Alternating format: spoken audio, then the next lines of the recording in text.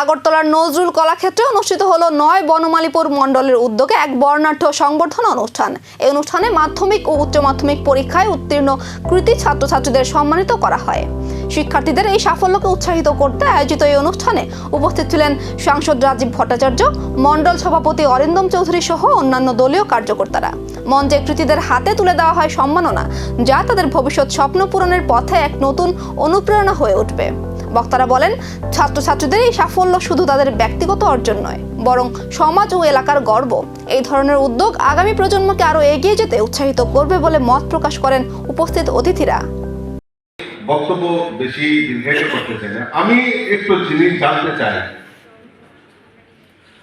এখন অনেকেই হয়তো, যদি আমি বলি যে কারা কারা ডাক্তার হবে, ইঞ্জিনিয়ার হবে, অনেকেই হয়তো আসবে। আমি যদি বলি যে কাউকে যদি এখন যদি বলি আমি রাজনীতিতে কারা আসতে চাও, অনেকেই হয়তো অনেকে হাত তুলবেন, অনেকে হাত তুলবেন। কিন্তু আমার মনে হয় যে আমাদের যারা আগামী প্রজন্ম, তাদেরকে এই পলিসি মেকিং এ আমাদেরকে এগিয়ে আসতে হবে। গার্জেনরা শুনে একটু হতভম্ব হবে হয়তো,